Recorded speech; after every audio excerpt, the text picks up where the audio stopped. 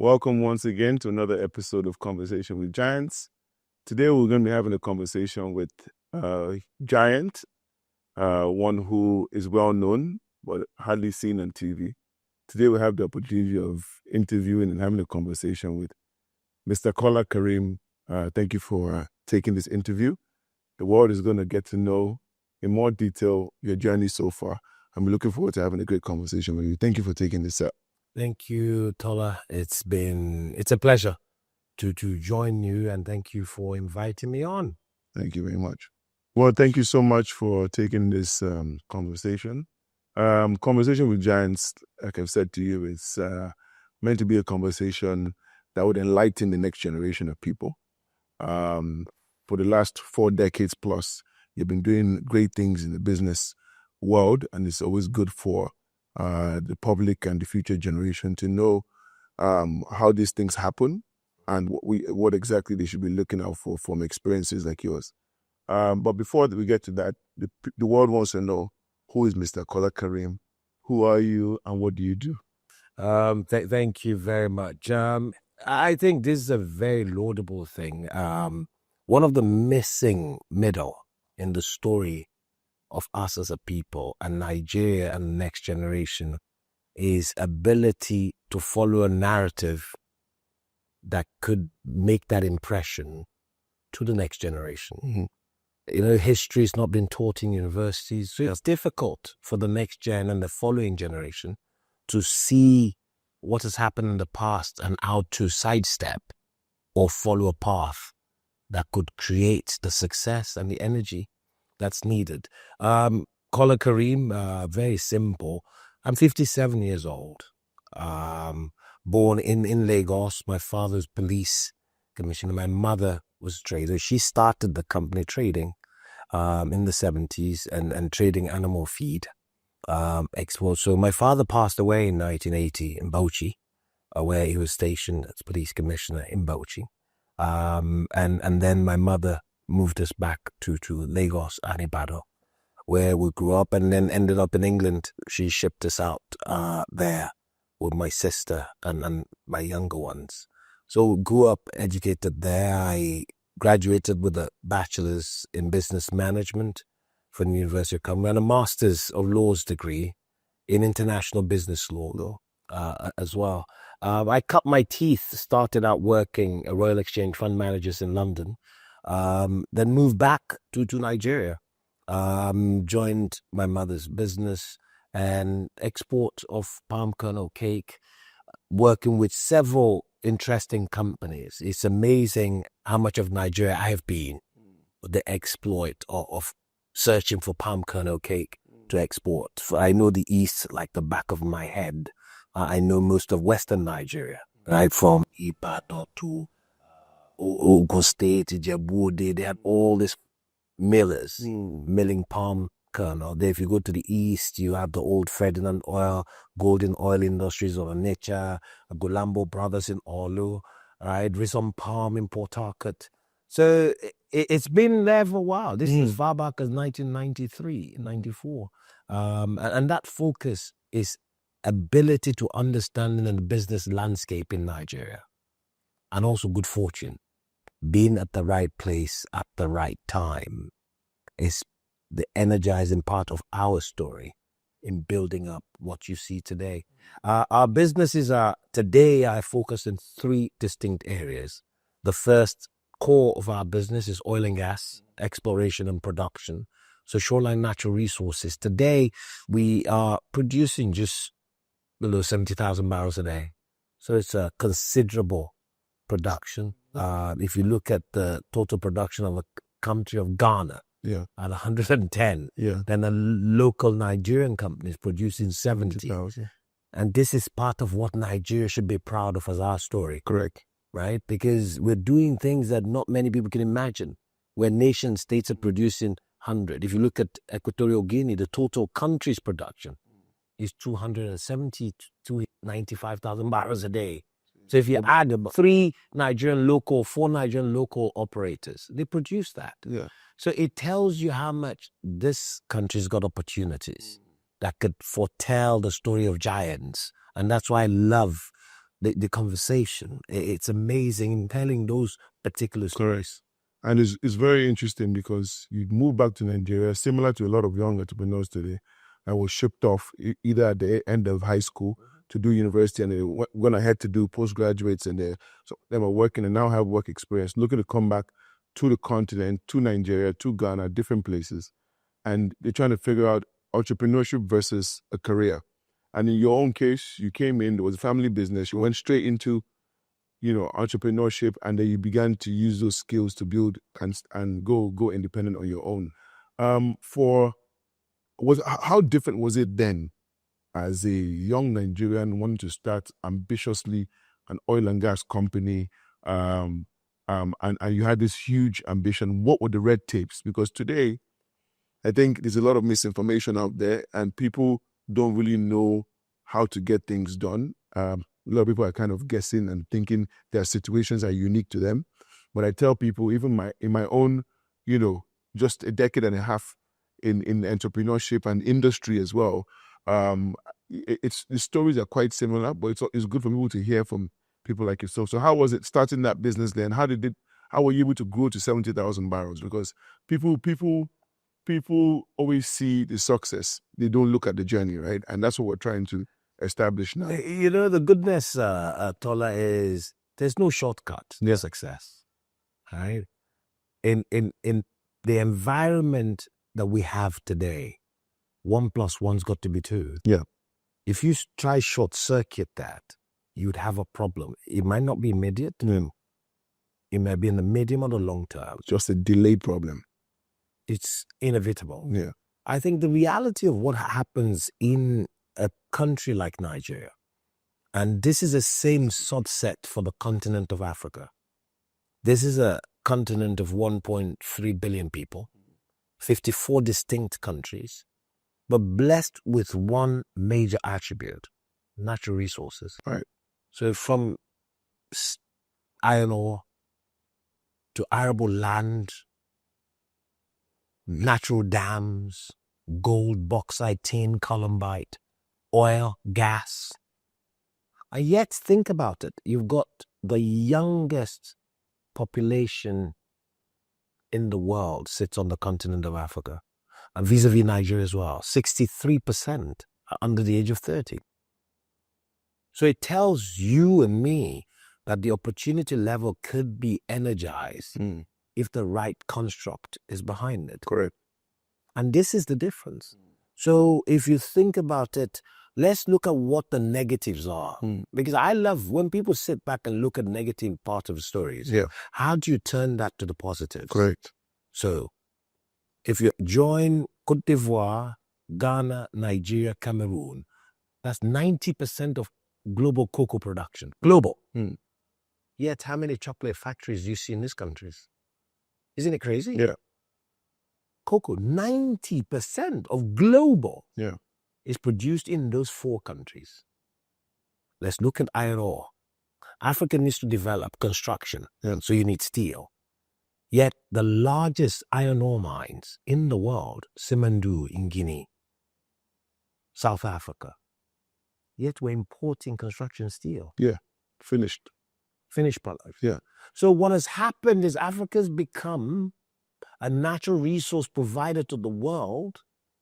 They process and sell it back to you 10 times the value. That's the drain pipe of this continent. So till leadership changes that spin around, and those are where the opportunities lie. Now let's go to Nigeria and look at us. Look, the government in Nigeria, one of the biggest marker that will be written in the sands of time in the history of leadership in Nigeria is local content. Yeah. In 1999, fast forward to 2007, that's President Obasanjo's government.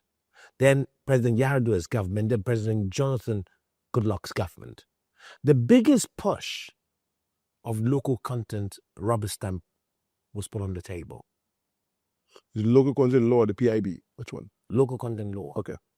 See, if you go back in 2002, when the international oil companies started shutting down oil and gas plants and facilities in the Niger Delta because of security,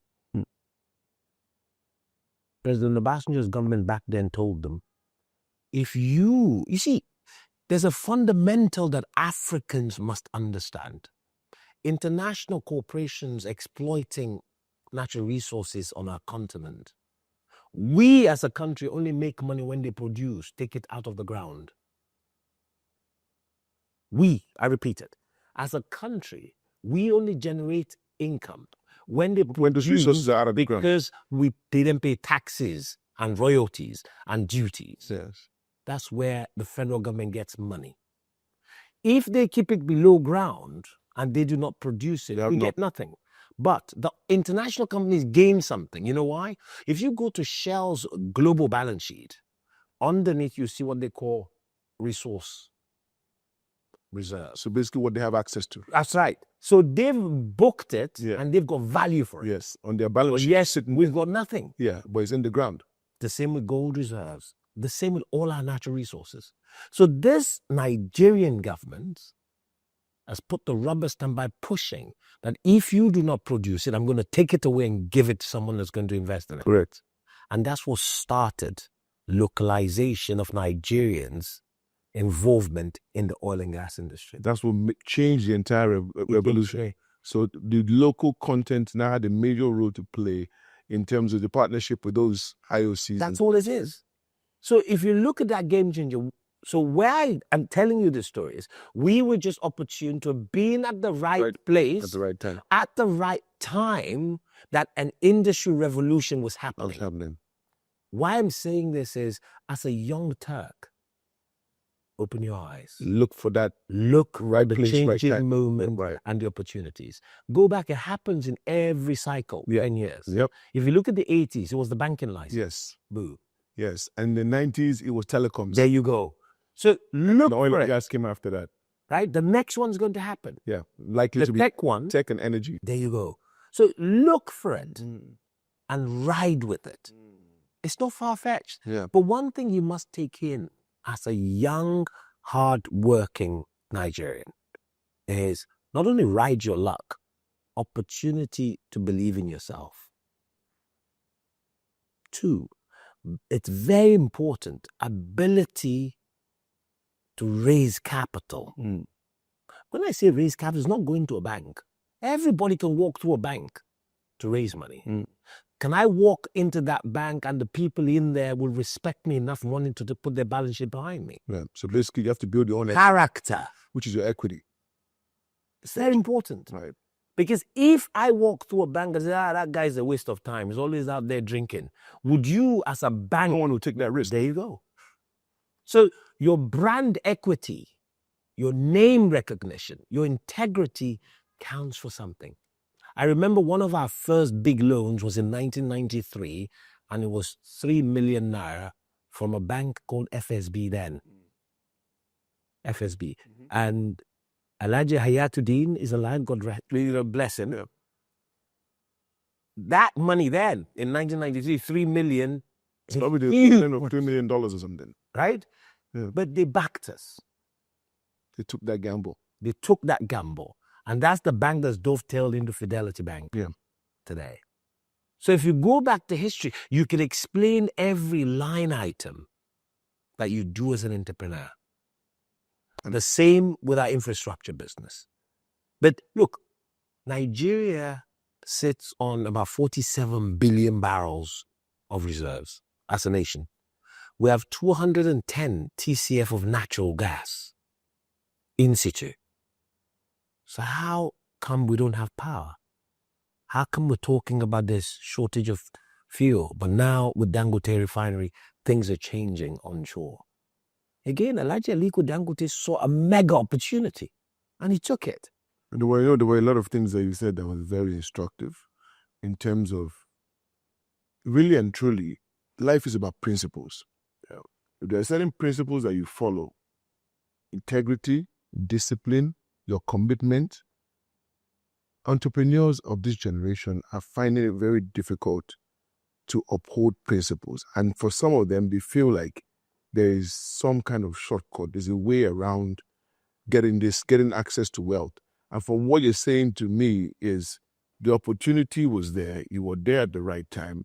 But because of the character that you have built and because of the principles that you've laid out from when you were just trading to owning a mega business, you were trusted with that opportunity. So you build equity along the line. But today, we see people that don't even want to try something for 30 days, as opposed to trying it for 300 months. And my story is similar. I keep telling a few of my own friends and colleagues. The pharmaceutical industry that I'm in today, it took 10 years to build. There were numerous challenges with governments and local content issues and OEM issues to stabilize a factory of that magnitude, or any magnitude in this country, requires a lot. But when you continue to build on that equity, at some point it pays off, right? But young entrepreneurs these days don't really have that appetite, because they see the private jets, they see the watches, they see the lifestyle, and they believe that there's something quicker that you can do to get there. But what you're saying to me is, it's about right place, right time, but also building a proper name for yourself that will take you through any room. You see, a typical example in 2010, 2011, when the bid process of this divestment started, till today, and this you can verify, Standard Bank put the single largest debt obligation globally. Standard Bank of South Africa, Stanbic here, put their single largest debt obligation to, not to global Shell, Exxon, Anglo-American, but to a small Nigerian startup in the oil and gas industry called Shoreline. They put $850 million of their money behind us. The single largest. You can imagine that. That counts for something. Correct.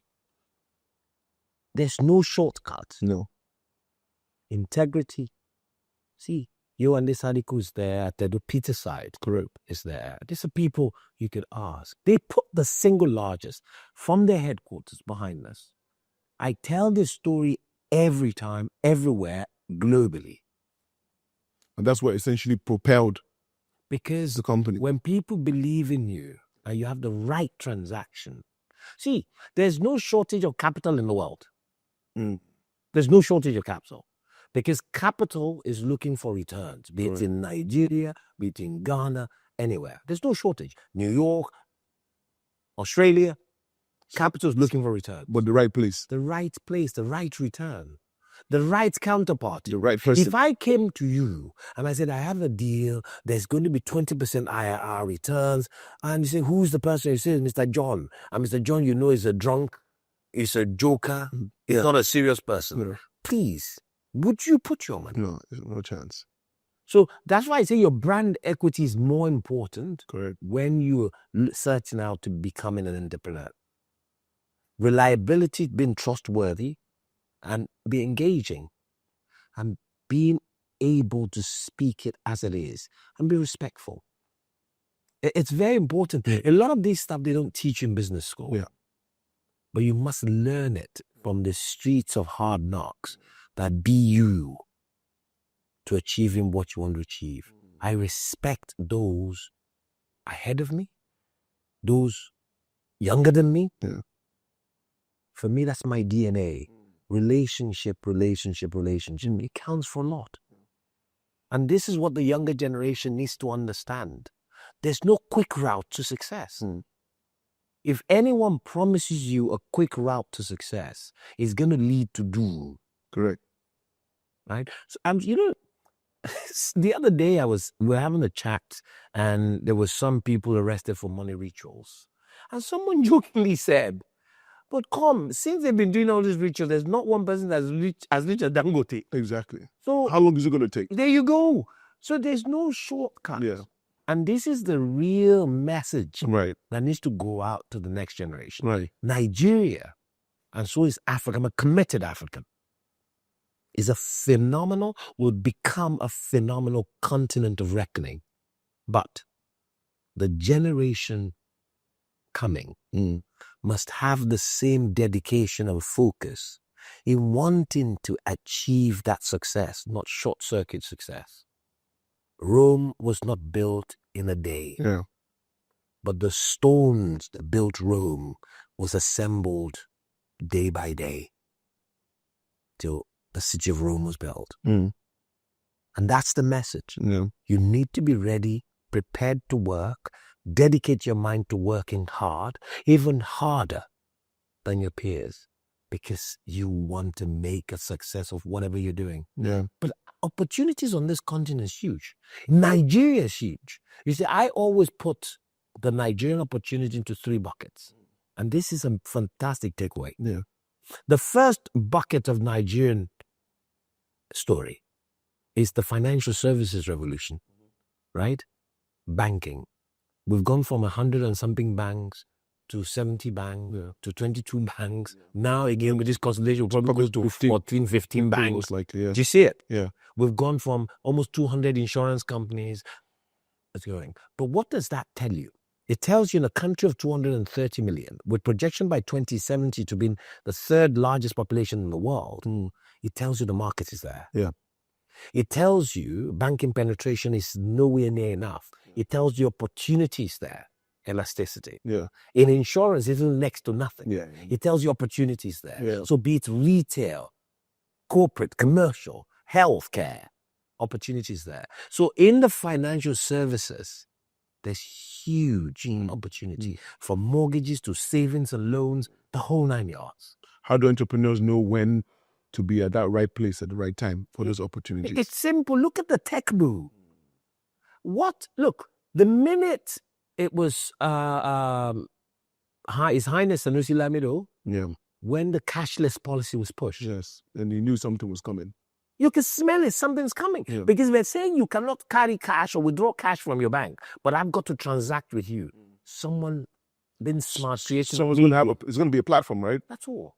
Well, so what you're saying to me is the serious entrepreneurs, You're looking they'll at get- the environment. they will get wind of that opportunity. Absolutely. So a lot of people are distracted these days with social media and lifestyle, and they're missing the big tickets. This big ticket is always staring you in the face. Right? Look at that bridge. All of a sudden, Nigeria's creating unicorns. Flutterwave. Paystack. Yeah. They've come from here. Correct. Right? They saw a window and that opportunity to bridge a gap, taking A to B, and they made the difference. Yeah. And that's going to happen in transportation. That's going to happen in FMCG. That's going to happen, look, In manufacturing. in manufacturing. Think about delivery. Look, the other day, my daughter I sat there and she was shopping online Yeah. for clothes. Yeah. I'm thinking, what are you talking? Say, yeah, these new designers. And the next thing they're delivering it here. Yeah. Just think. Logistics. Logistics. Yeah. Think about creating 250 bikes. And all you do is you deliver for everybody. Well, these things you're mentioning requires a business plan. Correct. It requires an entrepreneur who wants to do research. Yes. It requires an entrepreneur that has to go ahead and look for capital. So it's serious business. But the problem is a lot of the guys today are not looking for serious business. They're looking for transactions. You have no choice. And that's where the issues lie. Look, you have no choice. Yeah. Because it's not long term. You have no choice. To keep and build anything, you must build something that's sustainable. And anything that's going to be sustainable is going to be long term. Yeah. Again, I go back to Rome was not built in a day. Yeah. Yeah. Right? Don't look at someone because they're flying a private jet today or living in a fancy house today. Think 20, 30 years ago. Yeah. Where they were. Yeah. Right? Correct. Then superimpose yourself. Say, okay, maybe if I roll up my sleeves and work hard and go to the gym and gym harder, right? I could do it and achieve it in half their time. Yeah. So 15 years to your age. Yeah. That's your answer. Correct. Right? Yeah. So a lot of people sit there and daydream. So I long before you and I, Nigeria and Dubai is this saying, discovered oil on the same day. What happened? Nigeria is where we are today, as we can see. Nation we're all proud of, or we could be a bit more proud if things had gone in a different direction. First of all, I want to know from an oil and gas giant, is it true that Nigeria and Dubai found oil on the same day? If that is the case, what happened? How was Dubai able to make this great country out of their natural resource, and while Nigeria just suffered very, very stunted growth? Look, the true position is The UAE is a very small country. Nigeria is a very large country. The UAE's population today, even with all the foreigners, is about 3.5 million people. Yeah. Nigeria is 230 million people. Yeah. But that will not vacate the fact that the economies of the UAE and the economy of Nigeria was being propelled by the same natural resources. Example, the total foreign exchange in Nigeria's economy, 89% of it is from oil. In the UAE, it used to be 100%. Yeah. But leadership said, we're going to do two things. We're going to make our country attractive So we can bring in people revenue from tourism. from other sources. Yeah. It was deliberate. I repeat, it was a deliberate position because the UAE is made of 7 emirates. The big oil is in Abu Dhabi. Yeah. Dubai has some, the rest little. Each carve your own niche. The ruler of Dubai said, I'm going to focus and dedicate on bringing people here to spend money. And what did they do? They needed to build a country. Look, I went to Dubai first in 2000. The old airport, all was there was the old airport, very small. Sheikh Zayed Road. On the right is sand. Yeah. On the left is sand all the way to Jabal Ali. Come 2001, 2002, the first 5-star hotel is the Grand Hyatt, the one you see once you come up the bridge with the shimmering. Correct. People used to go to take pictures in 2001. That's 24 years ago. If you go there today, in 24 years, you mistake it for New York. Correct. And the skyline. It was deliberate. Sharjah is not the same as Dubai. Yeah. They followed a different track. Al Ain is different. Now, when you bring it home, they're two distinct measures. We're much larger and a lot more complicated as a people. And that's our biggest albatross. What should be our biggest Strength. We're easy, busy, fighting about your religion, my religion, your tribe, my tribe. Not about excellence in our personality and our people. Where in Dubai or UAE have you heard, oh, that man is from Al Ain, so we wouldn't give him the job? Or is from Sharjah, he's not going to get the job. See, the biggest slowdown and drawdown in Nigeria is the day we eradicate the benchmark rubber stamp on religion and tribe. Correct. Nigeria will prosper. But the only people that could do that is the generation coming. Our generation, yeah. There are people that can bridge that gap. Because it's so, you see, but let me tell you the reality. And you need to think about this. When you read about EFCC arresting people, arresting governors or senators, watch and look at the tribe of the people arrested with them and their religion. You will find out the man is probably a Muslim, but his business partners are Christian. Correct. So what that tells me, when you're stealing and sharing money, religion does not matter. Tribe does not matter. Yeah. It's your pocket. That matters. So Nigerians, we now, as a people, have to be selfish. Correct. That we should be the ones that matter. Do not listen to any leader that tells you about religion or tribe. Because they're just using you. And they're going to dump you because when it's their turn, when they're making money, they don't put religion or tribe. And that's a fundamental position. The biggest drawback of Nigeria is that. And if we get rid of that, Nigeria will make huge progress. Yeah. Look, I always use a pilot as the best example of the hypocrisy of an average Nigerian. If we all board a flight from Abuja to Lagos or Abuja to Benin or Enugu, have you ever seen anyone say, are you Igbo, Hausa or Yoruba? Everybody boards the flight. Of course. Imagine the pilot comes on. So, ladies and gentlemen, I just trained. I didn't even finish my training. I'm the one flying you. Watch everyone what they're going to do in reaction. what do you think he's going to be? First of all, Step off. get off the blade. There you go.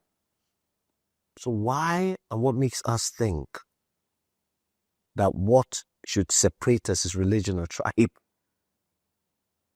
No, that's our fundamental strength. Yeah. But political class uses that to divide us. And this younger generation, once you can bridge that, will do much better. And there'll be better champions from all across Nigeria. Yeah. That's the difference. You see, people talk about, Lagos was the economic capital before, or was the capital before, that's why Lagos is successful. That's not true. Kaduna was the capital. Yeah. Ibadan was a capital. Port Harcourt was a capital. Enugu was a capital. What happened to those places? Right. Did the people, successive government, drive people away from Enugu? Yeah. Did they drive people away from Ibadan? They were not deliberate. They were not intentional. That's They didn't have a plan. So people just bring up excuses Yeah. to cover their inability to delivering. Yeah. Because no one has told you in Ibadan, leave and go to Lagos. No one told you in Enugu or Port Harcourt, no, don't, let's all rush to Lagos. People seek prosperity where they feel comfortable. Yeah. So what that tells me, Lagos created prosperity with a comfort A good environment. that attracted the people. Yeah. So if all this regional and all these states creates that, people will come. After all, Lagos is becoming expensive. Yeah. So if I can get my best way of life living in Ibadan, where I'm from, and I can thrive in business, my cost of living is a quarter Lagos, why would I be here? Yeah. If your business is in tech, means I don't have to see people in offices. Physically, you can. Physically. Yeah, you can leave something. What stops you? Your generation are nomads. Yeah. And that's what could springboard Yeah. that new Nigeria. Yeah. I completely agree with you. I want to speak a little bit about your business portfolio because it's diverse and also is basically trying to educate the generation behind that diversity is important and it's possible, right? I speak a little bit myself, being in hospitality, 3 major sectors: hospitality, pharmaceuticals, and energy. I call it the essential group. So essentially what I said to myself doing business is I wasn't going to do anything that didn't solve a problem or didn't impact. So I like to categorize it under the essential group. In your own case, you're in oil and gas, you're in mining, you're in rail, you're in construction, you're in real estate And engineering. Shoreline as a business is 3 decades. Yeah. And you've introduced all these different branches. I want to talk about how you've been able to structure to allow yourself expand, to allow yourself diversify into all these different sectors, still put everything together, because people feel like there's always so much going on already. And entrepreneurs get really tense because there's too many moving parts. And being able to diversify, not even just locally, because I know your group also has assets outside of Nigeria, on the continent and the rest of it. Can you just take us through that process and, what informed you to diversify into these different areas? And also, what are the secrets in terms of getting the structure right to be able to do it? Our intention has always been to be a global champion, not a local champion. Okay. Right? And our diversification strategy is to be a global Nigerian company. Look, I'm a student of what the Indians have done. 30 years ago, Tata was seen as an Indian conglomerate. Reliance was seen as an Indian conglomerate. Yeah. Today, they're global giants. Huge. Okay?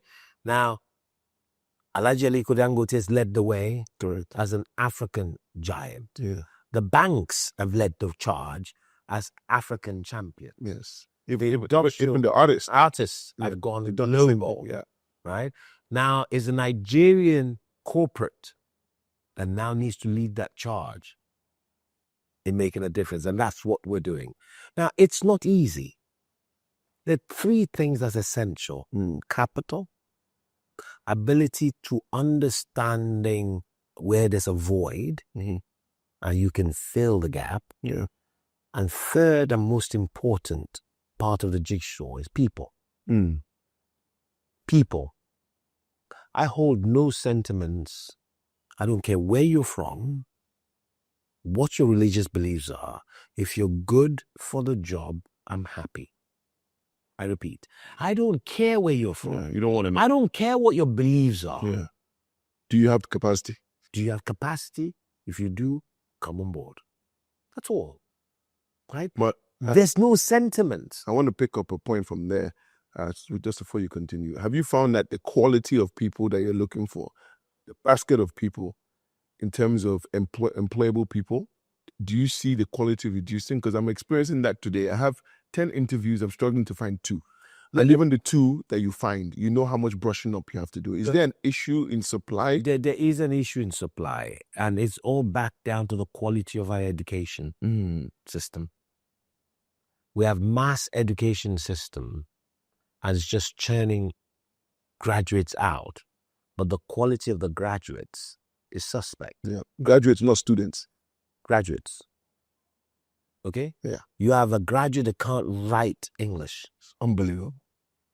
You have a graduate that can't speak English. And went through an English-speaking university. Correct. Right? So let me tell you, I actually have a resolve for that. That government needs to implement. And that will radically help the generation of Nigerians and generation on board.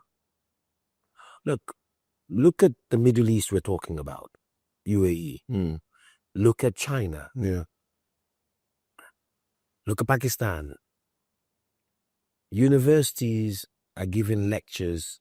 See, the biggest problem of Nigeria is we've excluded a lot of people and put pressure on a lot of people.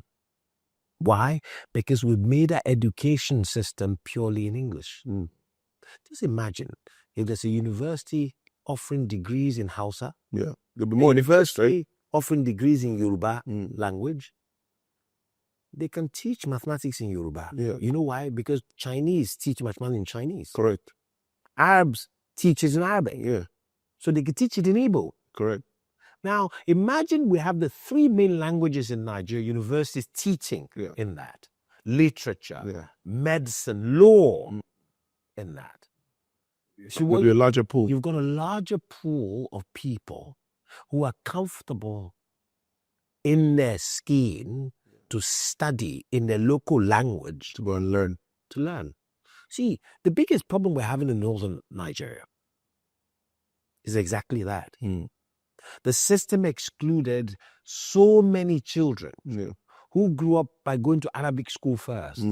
But yet, you say he has to pass English to go to JAMB, to go to university. At that point, we shut him down. There you go. So the system excluded him. And then we become My brother in Ibadan that does not speak English well, but you're saying he has to get minimum a credit in English to get a place in university. Then he's done. Now, that guy, because he was born speaking Yoruba, if he sat Yoruba or English is the requirement to university, what do you think he's going to get? Oh, yeah. A plus. There you go. So the system will not exclude him. The system will bring him up into it. So till we do that, look, doctors are graduating in Chinese, yet they're treating the world.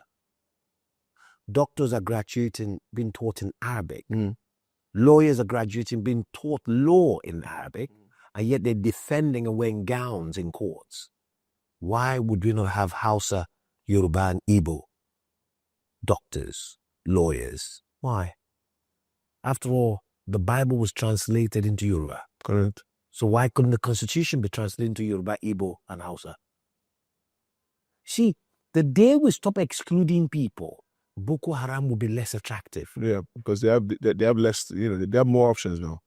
Be less attractive. Yeah.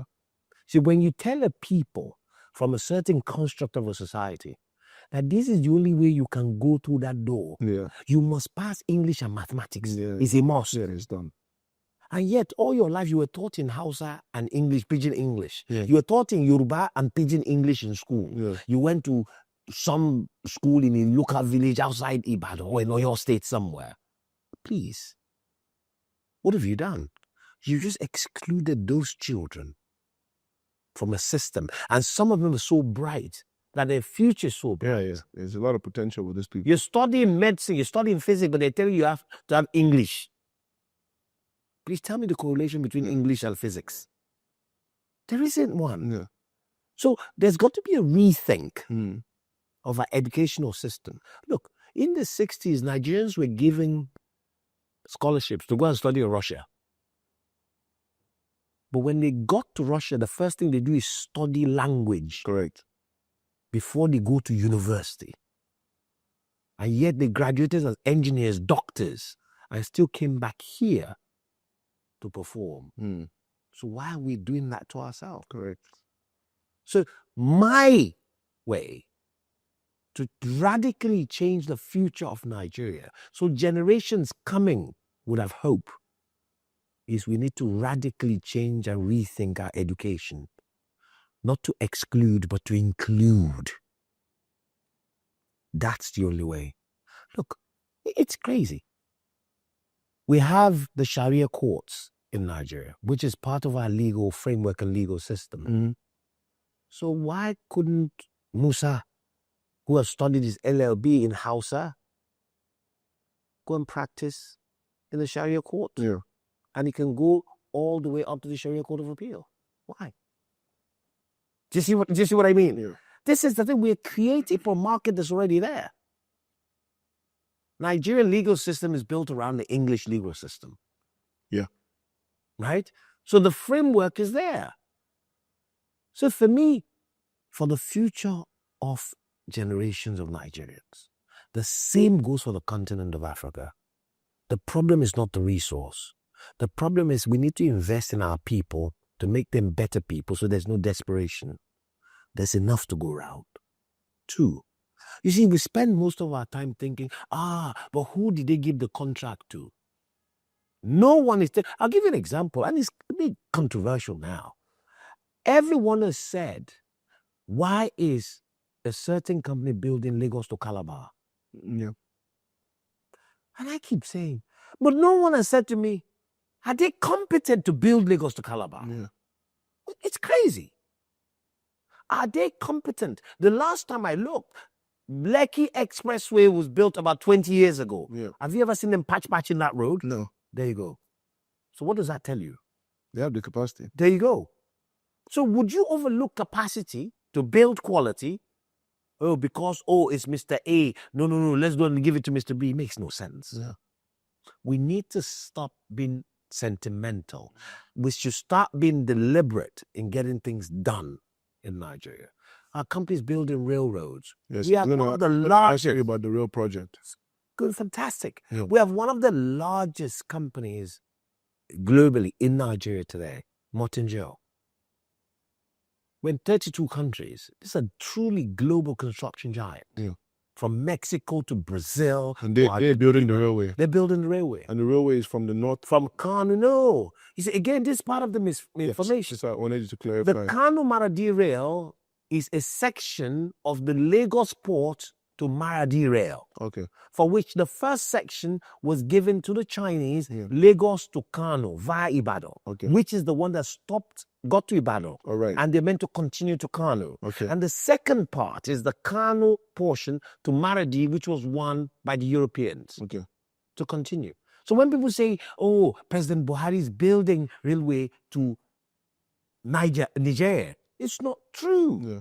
It's the same railway from Lagos port all the way to Maradi. So let me give you. Look, Niger is the largest yellow cake export in the world. Uranium. Today, if you look at all the Sahelian countries, because they're landlocked, when they ship all their goods, it goes into 2 countries. Ghana, plus 3. Lomé or Cotonou.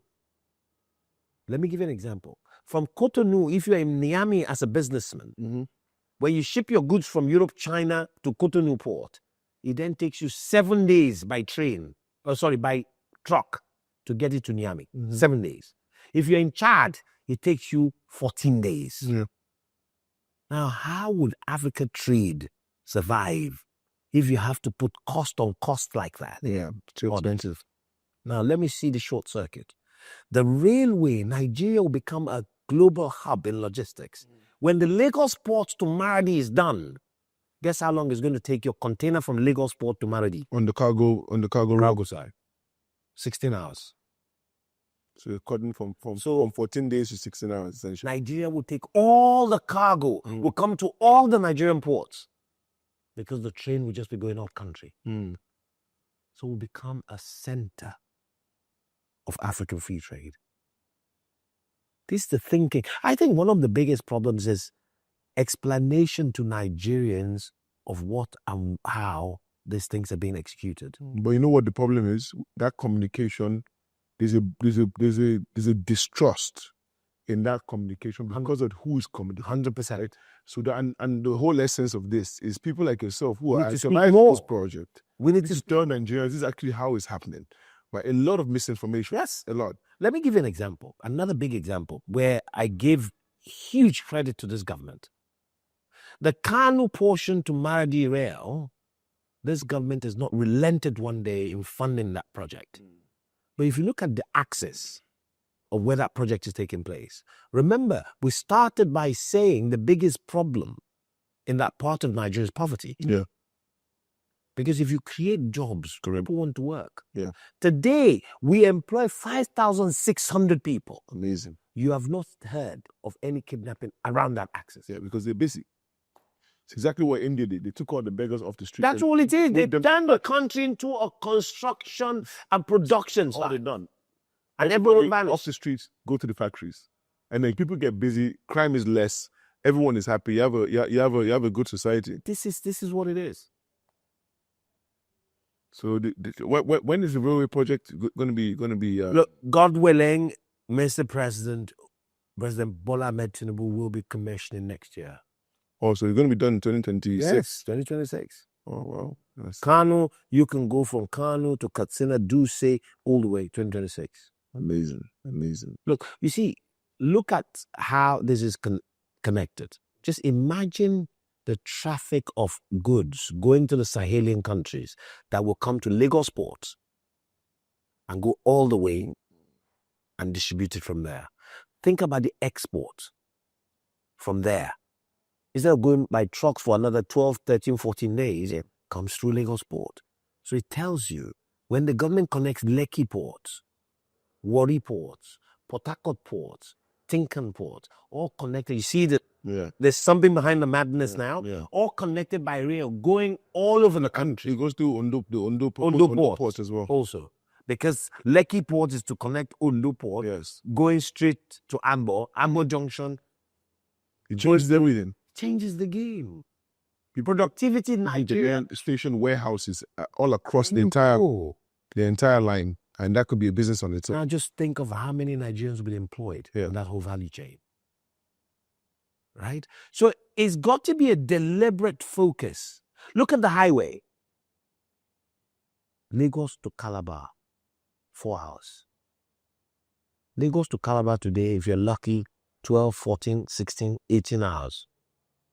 If you could do it in 4 hours, just think about what's going to happen to the real estate along those axes. I mean, it's a spiral effect, just like what has happened in the Lekki axis with the Dangote refinery. Remember in 2008, what did Barack Obama say when he inherited a global financial crisis? He said, we're going to build our way out of this. Right.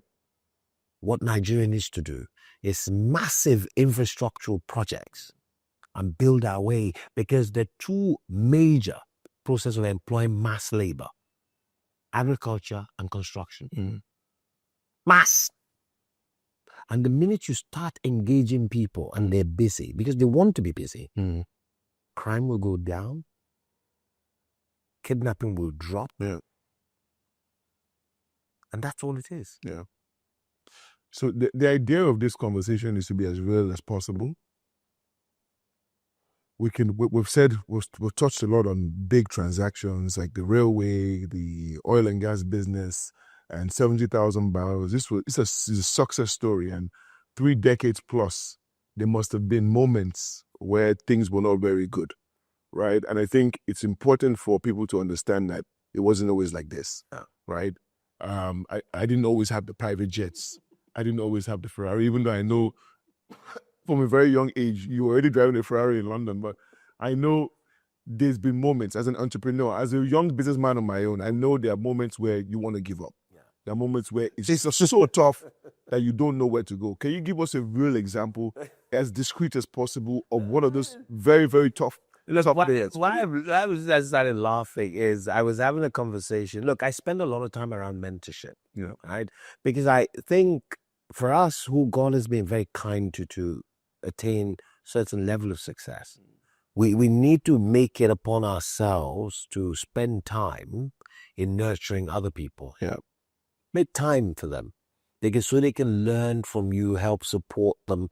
And that for me is what, if you ask me what keeps you up at night, is thinking of what's the impact, having gone through life, that you've made to people. Your success is nothing without impact. Yeah. Look, I was talking to some people 2 days ago, and exactly the same question. And I'll tell you one that jumps out at me. In 1995, because we were exporting palm kernel, we're loading from all the factories. We're exporting animal wheat, feed wheat, wheat bran, also to Morocco, to Aveiro in Portugal. And we need to use a lot of trucks.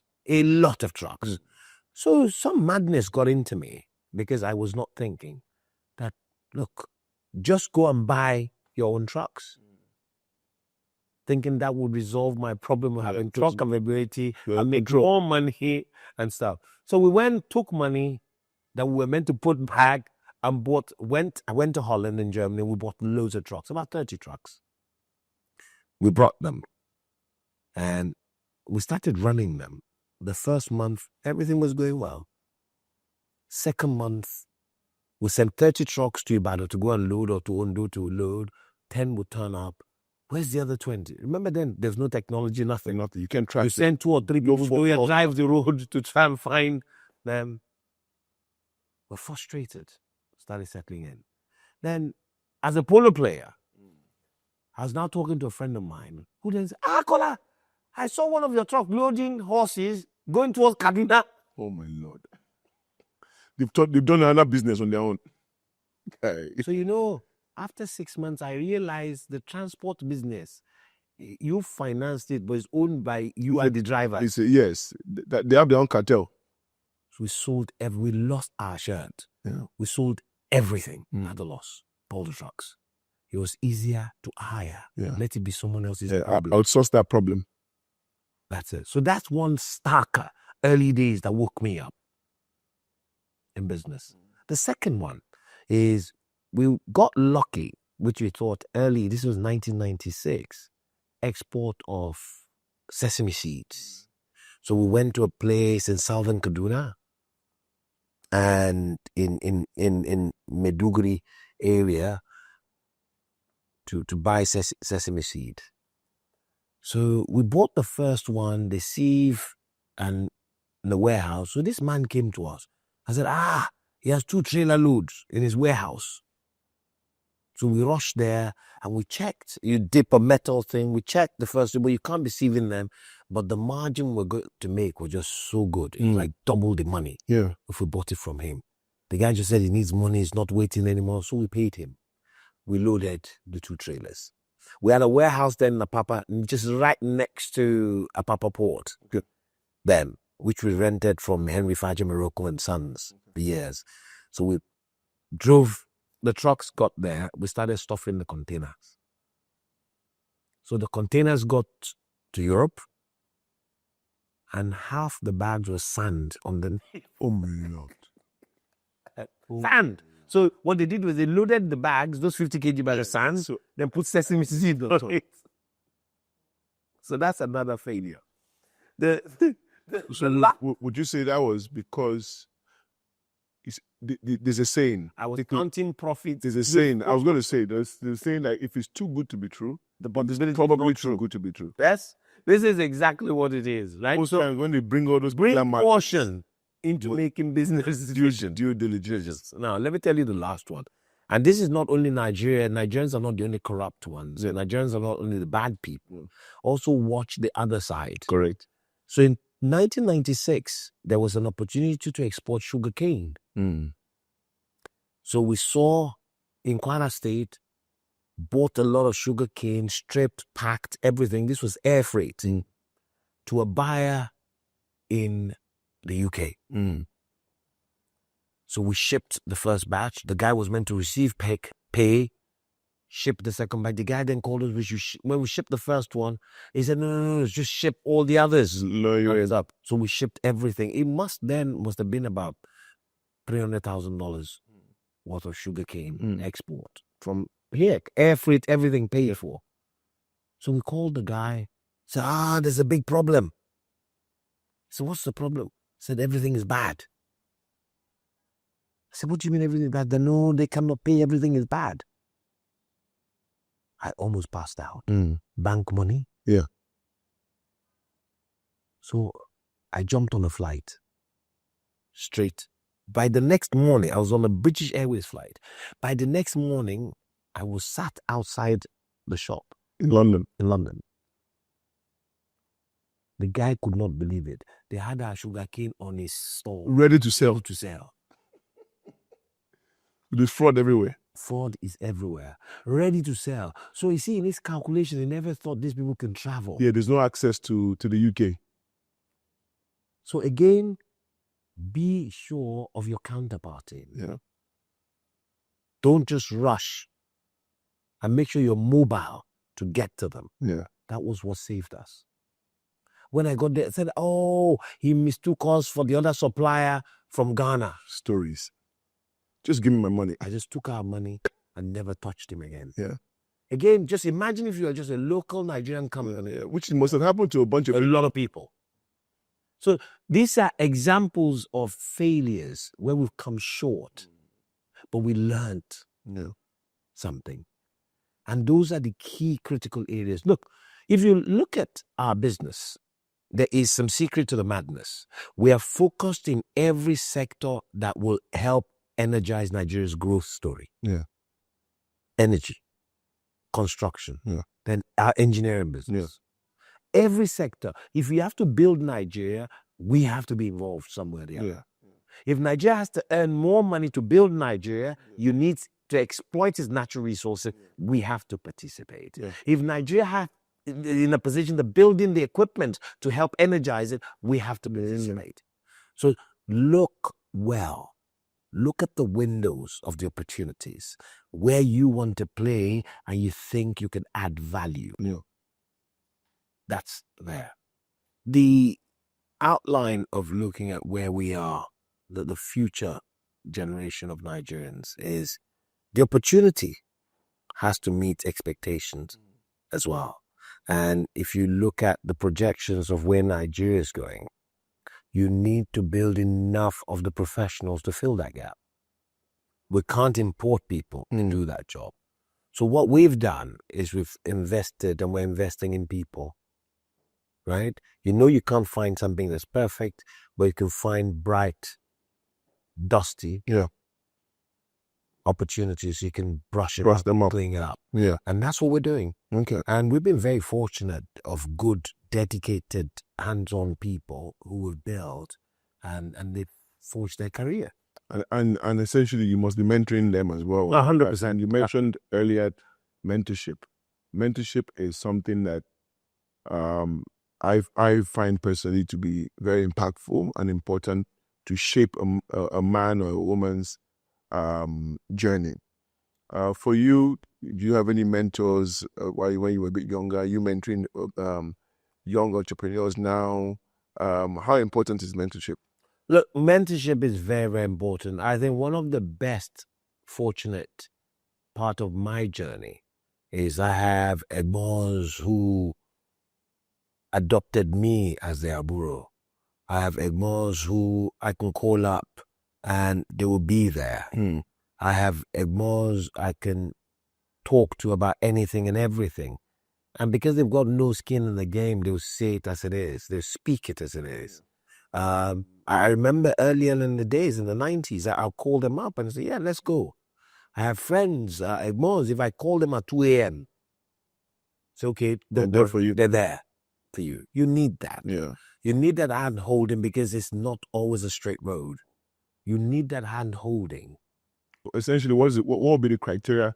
What do you think the criteria should be for a young person when you're selecting a mentor? You need to know someone or have someone in mind that you believe in and you can trust them, their judgment. It's very important. Yeah.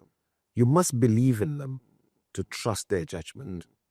Right? Okay. I completely agree with you. I mean, someone that you can mirror, right? Someone that you see yourself. Yeah. Or you see him in you, and likewise. And I think that's, whether it's a religious mentor or is a business mentor, or a political mentor, it's good to go deep into the person's trajectory, background, and their story, so it kind of can conform with yours. In 99, and I had this conversation with a few Edmonds and older people and my parents and their friends. When Nigeria moved from military era to democracy in 99, when President Obasanjo took over, there was a unique opportunity for the exposed Nigerian businessmen and professionals. People like my dad, who were surgeons, and his colleagues were given opportunities. My dad even told me that they came to him to offer him the governorship of Ondo. But you see, those professionals and those career people looked at public life and politics as dirty, for dirty hooligans. And what they did was they left it to the hands of people who are now the leaders that are grooming other leaders, so to speak. So the majority of people that went into politics were not exposed, didn't really have careers, jobs, and politics was now the new business, the new career for them. Do you think, as a business person, is important to have a connection, whether it's direct or indirect, with public service and government, in terms of shaping protecting your business, being the ability to make a call that would help enhance the business? Is it important? We see it all over the world that people are drawn to power, right? And people understand that it's important in every area of life to have access to power, because it just helps move your business from B to A in a lot shorter time. Would you advise a young person who is doing well in business, that is interested in the political landscape, to make a transition from his private life as a successful business person in his own right or her own right, going into public service, to say, I want to sacrifice? I've been on the other side. I know how much influence government has in business. And I think some people need to go in there to start correcting some of the things, and some of the ideas that you've shared with us most likely will resonate with these people, and they'll be able to implement it if they're given that opportunity. How important do you think it is? Look, it's a strategically important decision to make. If you think it this way, we're all at fault. I blame our fathers because I think they're unfair to our generations of Nigerians. Correct. Post-independence, the best years of Nigeria was them. Yes. You know why? Because the best was the one put forward into public service. Yes. And that's why Nigeria followed the process and things were going on. Yes. Tenders board. Yes. All the stopgaps were put in place. Yeah. But you know what happened? Fast forward, the soldiers came in. And the reality of putting excellence first, was wiped out. Because they only did what they knew as military people. Absolutely. The military hierarchy. Yeah. Different. Democratic structure in a post-independent Nigeria meant the best hands came forward for the job. So the likes of my father, very young ages, they were officers of the Nigerian police force. They were sent on courses, the best of the best. They were the first set of officers of special branch. Yes. Who created the Nigerian Securities Organization. They were the best crop of officers who were trained, that what dovetailed into Nigerian Security Organization, which is now DSS. Yes. There was deliberate. Their first boss was late General Abdullahi just passed. God rest his soul. Baba Obasanjo crafted that together. Later, Elijah Umaru Shinkafi, those were the gang that built this. The architecture of this country, security-wise, was deliberate. They were very sharp brains. So, let me tell you why they failed us. What makes you and I think if we put a dull person in the civil service, if we put a dull person in the judiciary, if we put a dullard in the public health system, what result are we expecting? There's nothing. Zero. In the police force, in the army. That's the problem. So till we change, me and you now, when they advertise NDA, advertise for officers in the Nigerian police, advertise for judges in the judiciary, you and I should go look, if not our children, cousins, people you know. Look, let me give you an example. I use it typically. We're children, my wife, father, the police, my father, police. Now, do you think my son, if he joins the police, he'll be collecting bribe? Absolutely not.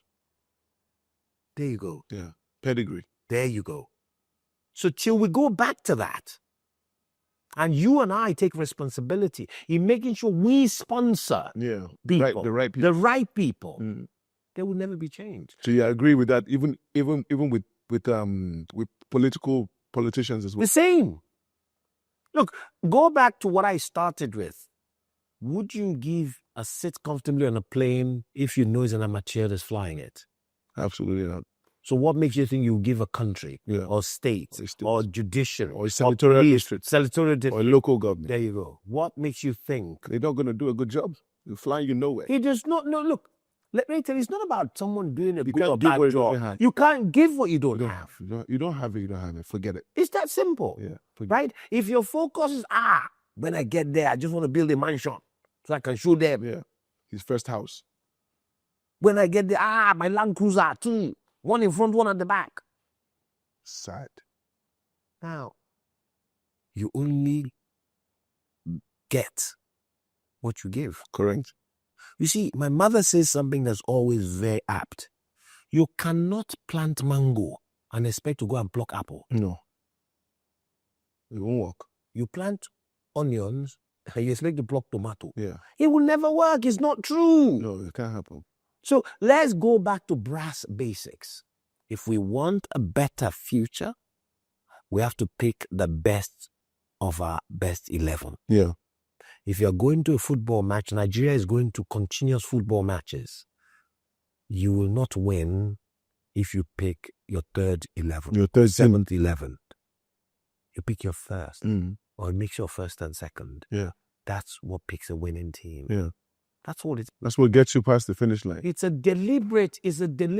Look, I take China as an example, and Nigeria is a great country. China 35 years ago was a country full of peasants. China 35 years later is lending African countries money. Isn't that crazy? Nigeria is a country that could be transformed because we have population, we have capacity. We just need to energize the training. And if we could energize people in the length and breadth of this country, there's more that brings us together than separates us. If we take away he's a Christian and he's a Muslim and I don't give him a job, or he does not go to my church, then I don't give, or my mosque, I don't give him a job, then the beginning of failure sets in. That meritocracy is what creates a viable society. And that's where the difference lies. Well, it's a very, very huge sacrifice. 5 years ago, when I made up my mind I wanted to go into active politics, I said to myself, someone has to do the job. Truth is, you can't keep trying the same thing and expect a different result. So I left what I knew, which was the last 15 years of being in control of my operations. I went into a terrain that I had zero control. And I moved back to Ondo, and my friends and everyone thought I was crazy because this was not even playing Lagos state politics. I'm moving to a town, a city that I've never lived in, and completely brand new people that I don't identify with typically. And I began to learn and understand the mindset of the people and really get embedded in it. What I'll say is huge sacrifice, very expensive process, and a big lesson in terms of what I was able to achieve even as a young politician, and also the amount of knowledge I got about our political system from the ward level all the way up, and how it works, and at what level do you need to come in if you really want to get there. Those things are priceless, right? But what I'm saying this to you is you acknowledge the fact that it's important to play in that space, sponsor people and this and that. Do you think Nigeria is going to get to a point where businessmen like yourself that are successful would see potential in a young man that wants to go into politics and say, hey guys, this guy, I don't care what party he's in, but I know if this guy gets to this position, he's capable of doing the job, and the future of the unborn kids are secure with this person. We saw it happen in the last US elections. People that had access to huge capital, he came out and said they want their friend to return to the White House. Elon Musk is a common example we all used. One individual backing another with $250 million of his money and made him president, essentially, and was even rewarded and crowned for it. Is Nigeria going to get to a point? Is it important that businessmen like yourself set aside funds, set aside time to encourage those people that you genuinely think can do the job? Do you think it's something that Nigerian successful giant today should look into and should do? It's a must. It's a must. Because if you don't do it, what you're going to have is mediocrity in a position of power, enacting laws and making laws or executing laws that will affect you or destroy your business. And children, essentially. The next. That's all it is. It's a fact. It's a must. Look, the biggest failing in any society is if you have people in position of influence who look the other way. The biggest failing in any society is if you have people in position of influence, not power, influence. Because I don't have to be on seat, but I might know the governor. Yeah. I don't have to be on seat, but the president is my friend. Correct. I don't have to be on seat, but the chief of army, the chief of police. Then when I see something bad, I look away. Because, my children are not involved, or my family is not involved. Be careful. What if tomorrow they are? So it's a must that we must take interest if we love this country. You see, President Trump started by saying America first. It was deliberate. Yeah, it was always clear. It was clear from day one. But I'm not surprises. interested in anybody else but America. Complete. It's high time we take Nigeria first. Nigeria first, absolutely. If that mantra is held, and every Nigerian buys and keys into it, we're holding as Nigeria is first, then sky is the limit. I agree. Right? When people talk about Nigeria, just sit back and think what in a short time Afro music, Afro pop, right? What is done globally. There's no place on earth. I was in Tokyo. Yeah, something. For me, one of the biggest pride and joy, I was in Tokyo. We went to a bar in Tokyo. Afro You look left, right, and center. Afro beats. No black person, but Afro beats. Burna Boy, Wizkid. And I walked to the bathroom and I was thinking, God, I thank you being a Nigerian, but Nigeria, we don't know how great we are. We don't know our capacity. We don't. Right? There's no place you go to, you will not find a Nigerian professional. Yeah. I was in Indonesia in a meeting, and the head of a global oil service company walks in the meeting. He's a Nigerian. I was in Australia. See Nigerian doctors. One of the funniest things is in Australia, we're going on a cruise, on a boat cruise. And the first person I met on the boat cruise, working as a bosun on the boat, is a Nigerian. Yeah. I was walking on the streets of China and I was literally just walking. And next day I started hearing Two-Face playing. Where is this coming from in China? And then I walked to the building, and literally a 5-story building with a bunch of Nigerians trading. There you go. Everywhere. So the strength and the capacity of what makes the Union of Nigeria is the biggest strength of energy you can imagine. If unleashed to this country, to this continent, we're a blessing to it all. Yeah. And to the world. That's all it is. Nigerians are energetic. Nigerians are smart, intelligent, bold, brave. As they say, Nigerians know they carry last. A Nigerian will be the person in an airport when they're treating people anyhow that will jump up. Don't do that. You can't talk to us like that. Even if a Nigerian has nothing, say, do you know who I am? Yeah. That's the pride in the character which we're built. It's natural. It's in us. Right? So if we could energize that, sky's the limit. And that's why leadership matters. But leadership without rancor, leadership without bitterness is what matters. Yeah. Because at the end of the day, we're all Nigerians. I agree. At the end of the day, we're all Nigerians. You know, a lot of discussion around, they were killing Christians in Nigeria. Some people were behind it or not behind it. But when it hit the fan and they banned, did they ban Christians only? Or they banned Nigerians. Yes, absolutely. They banned Nigerians. Yes, we all get to suffer as a people. So be careful what you wish for. Correct. Right? They banned Nigerians. Absolutely. So people whose children with aspiration to go to university in America, they can afford it, cannot go now. They can go.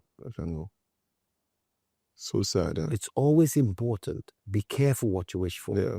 See, I see people cursing their country. Yeah. Your tongue carries a lot. A lot. Then your mind. You're cursing your own country.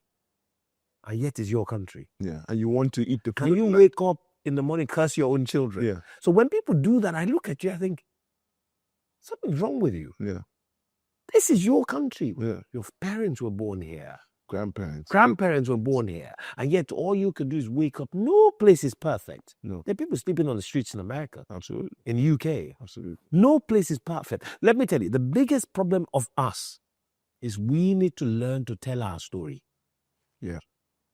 When you leave your story to outsiders to tell, they tell it from there. They might not be wicked. They tell it from their own perspective. When someone says Nigerians are corrupt, I didn't get angry. Yeah. In an interview on CNN, I didn't get angry. I said, but please tell me, by whose standards did you measure Nigerians the most corrupt country? Yeah. Did you measure us against Italy, against the United States, against Armenia, against China, against India, Pakistan? By whose measure did you make up that bold statement? Yeah. He said, I said, there you go. That's your own perspective. That's your perspective. Maybe you had a bad experience, but that cannot generalize a people, 230 million people. I agree. I said to someone the other day in South Africa, Nigerians are causing too much problems. I said, stop. Do you know the population of Nigeria? Yeah. I said we're 230 million. Yeah. If 5% is bad, on people in 5% of 230, 10% is 23 million. Yeah. 5% is 13 million. 11 points, 212 million. I said, that's a huge number in South Africa. Yeah. That's the population of some countries in Absolutely. Africa. So that's why the projection, we need to carry ourselves with pride to defend the honor of this country. I agree. Many entrepreneurs will come to you, I can imagine, for advice, come to you for investment.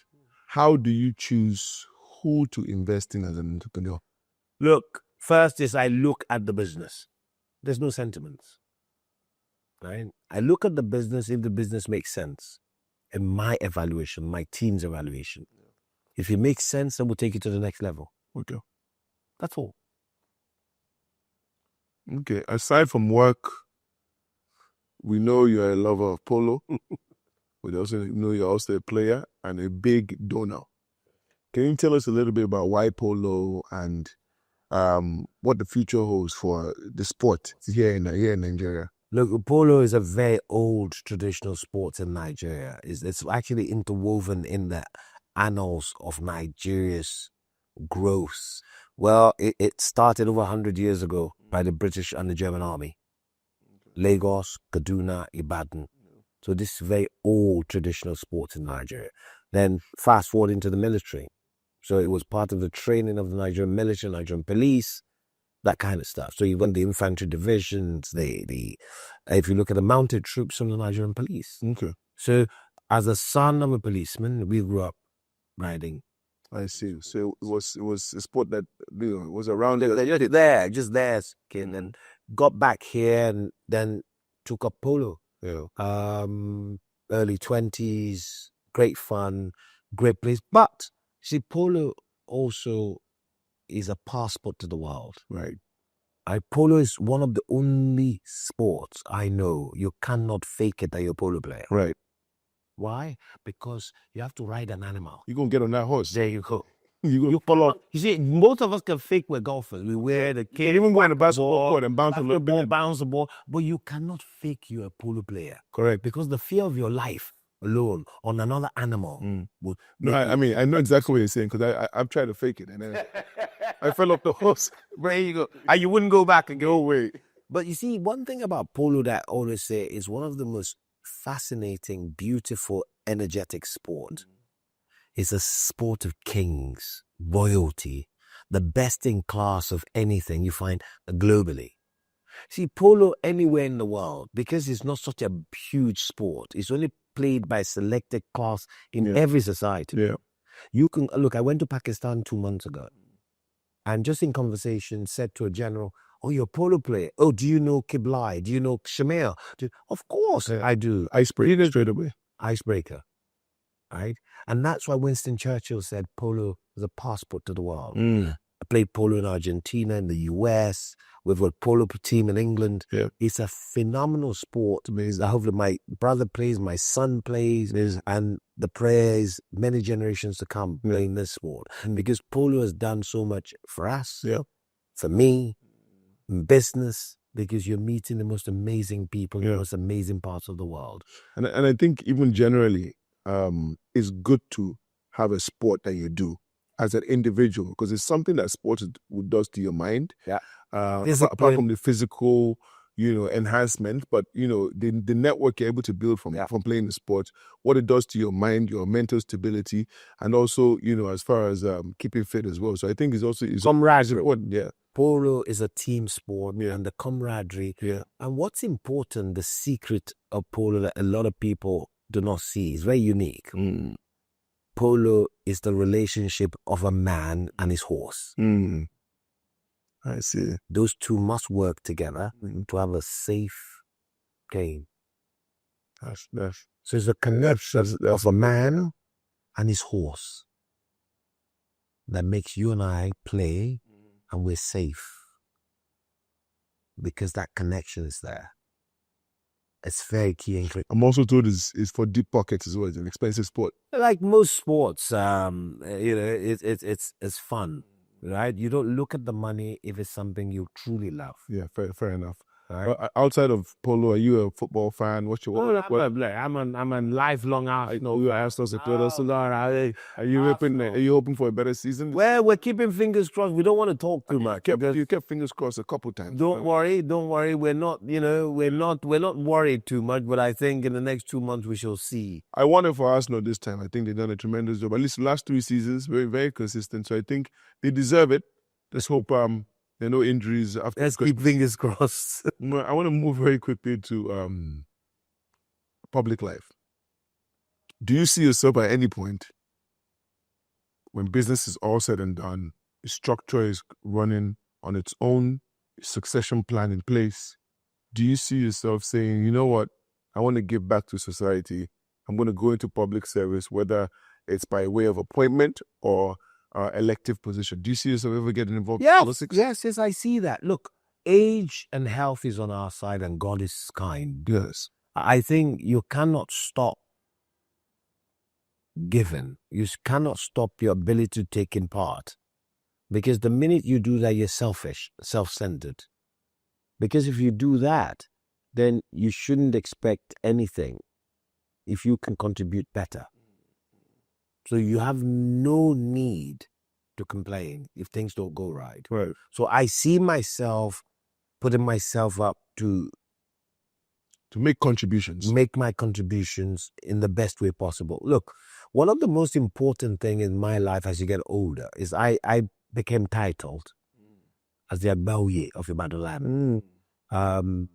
Oyo State, Ibadan is very close to my heart. Yeah. Because as you get older, you think about what next. Yes.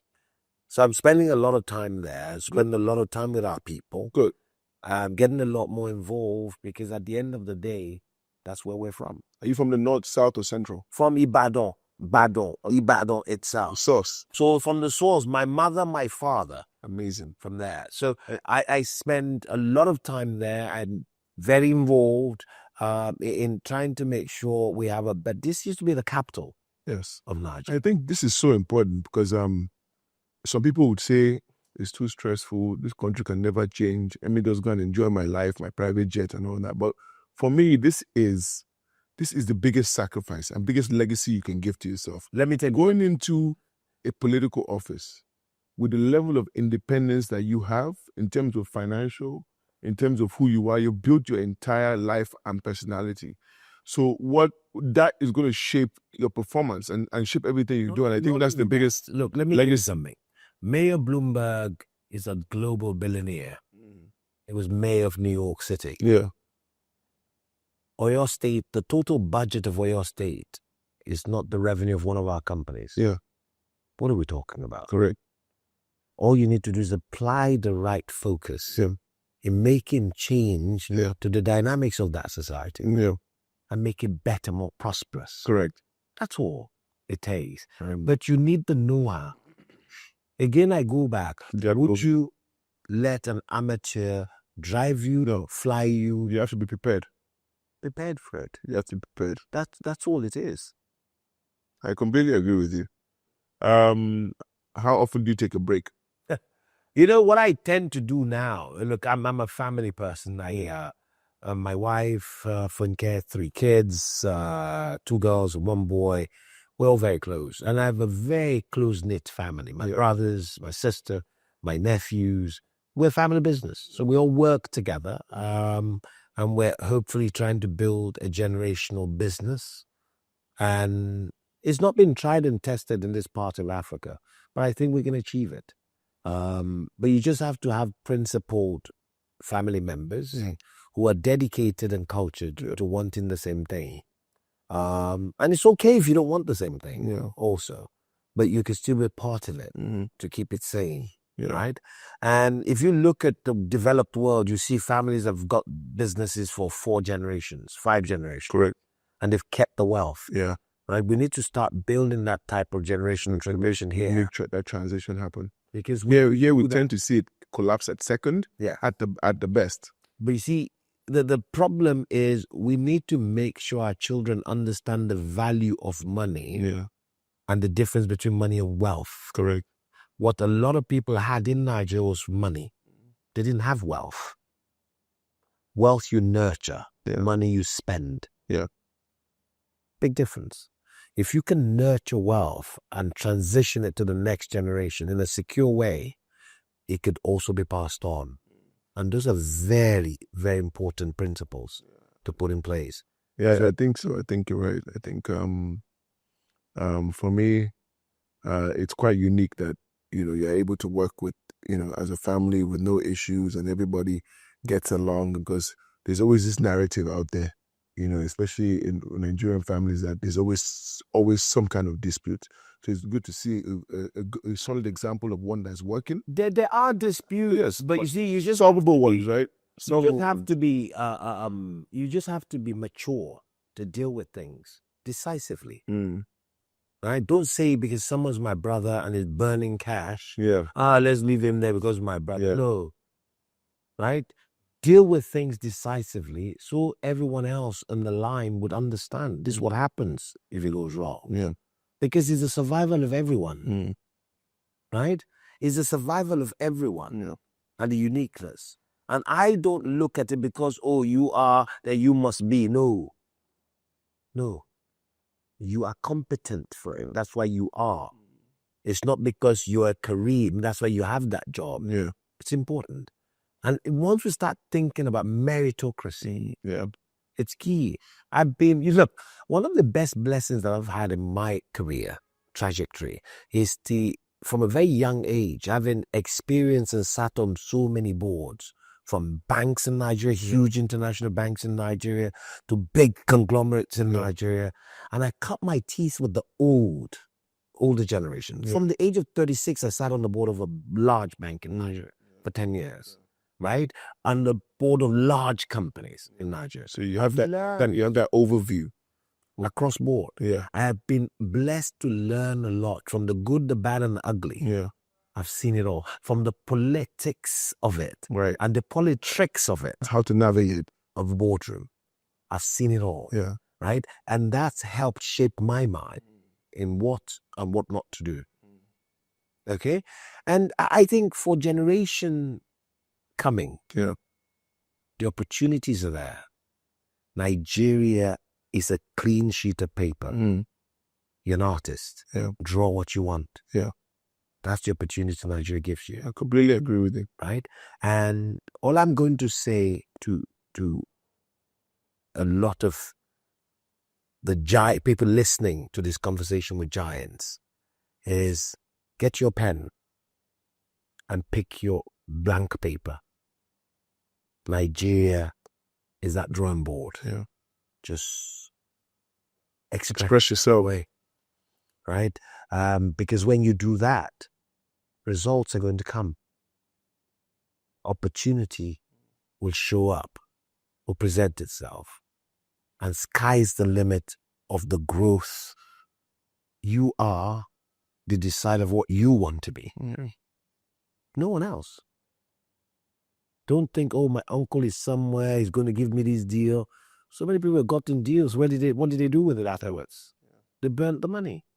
They created nothing. Yeah. Now, I'm just going to say this. You cannot also go through life without affecting other people's lives. Yeah.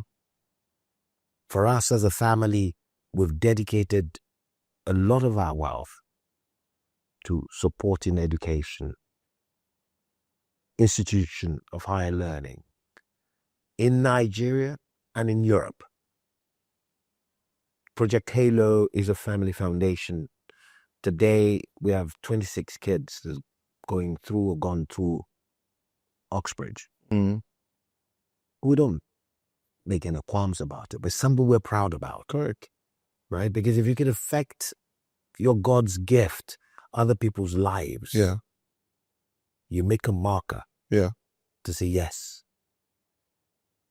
If you look at the Chevening scholarships and so people put those in place. Yeah. Right? Nigeria is not a bad place. Nigeria is a phenomenal country. There's enough for everyone. It's just if we're ready to share and give, hold hands, help, left, right, and center, change will come. And the beauty of it is stuff like this that people like yourselves doing, conversation with giants, and telling true stories, not make-believe. Yeah. Real stories, real people of what they've done, they've been able to build and achieve cross-board. And that's hopefully our conversation today, hopefully will tickle someone, hopefully will prick someone's mind and help them innovate to start believing and seeing in themselves. But there's no shortcut. There is no shortcut.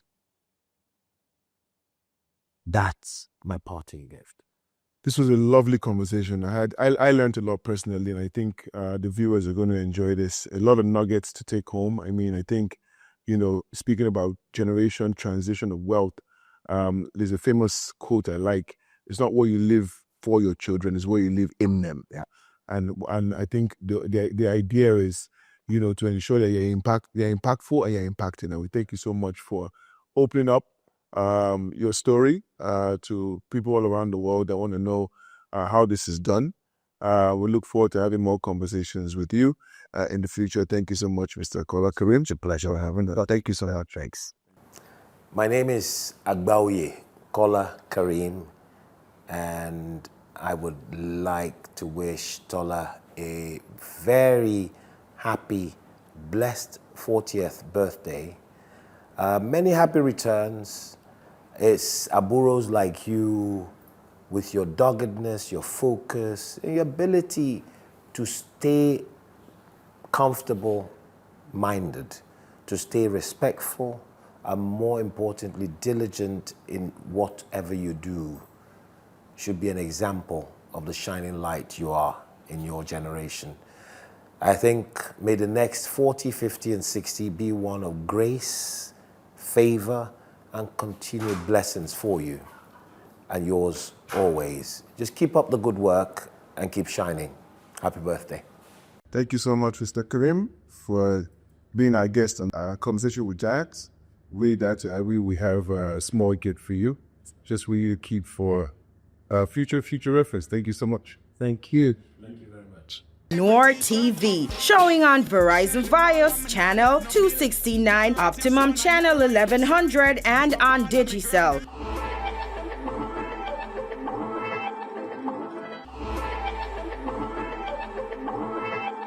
Or on our website www.noortv.com, or download the app from the App Store or Play Store.